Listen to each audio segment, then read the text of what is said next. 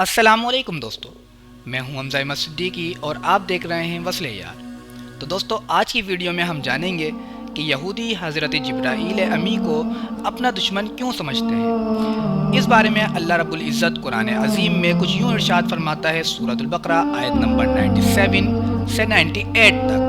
कुल मा काना अदुव्वन लिजिब्रील फ़इन्नहु नज़्ज़लहु अला क़ल्बिका बिइज़्निल्लाह। तर्जुमा, आप फरमा दीजिए जो शख्स जिब्राईल अमी का दुश्मन है तो हुआ करे। बस इसी जिब्राईल ने अल्लाह के हुक्म से नबी करीम सल्लल्लाहु अलैहि वसल्लम के दिल पर कुरान को नाजिल किया।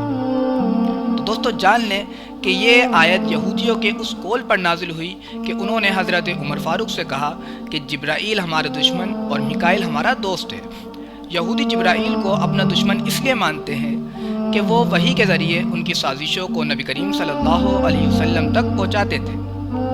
इसकी मज़ीद वजाहत एक रिवायत करती है जिसको इमाम जुरैर अपनी सनद के साथ रिवायत करते हैं कि कतादा बयान करते हैं कि एक दिन हज़रत उमर बिन अल-ख़त्ताब रज़ियल्लाहु ताला अन्हु यहूदियों के पास गए।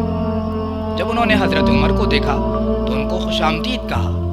हज़रत उमर फ़ारूक ने फरमाया, मैं कोई तुमसे मोहब्बत या तुम्हारी तरफ रग़बत की वजह से नहीं आया हूँ, लेकिन मैं तुम्हारी बातें सुनने के लिए आया हूँ। फिर दोनों एक दूसरे से सवालात करने लगे और बहस करने लगे। इस तरह यहूदियों ने पूछा कि आपके नबी का दोस्त कौन है। तो हज़रत उमर फ़ारूक ने फरमाया कि जिब्राईल। उन्होंने कहा, यानी यहूदियों ने कहा, वो तो हमारा दुश्मन है। वो आसमान से आकर सैयदुना हज़रत मोहम्मद सल्लल्लाहु अलैहि वसल्लम को हमारे राज बता देता है।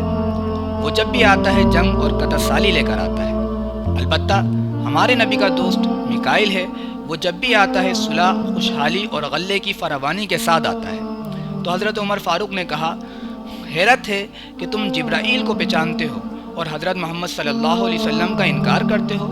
फिर हज़रत उमर फ़ारूक वहाँ से उठ गए और ये आयत अल्लाह ने नाजिल फरमाई कि आप फरमा दीजिए जो शख्स जिब्राईल का दुश्मन है तो हुआ करे।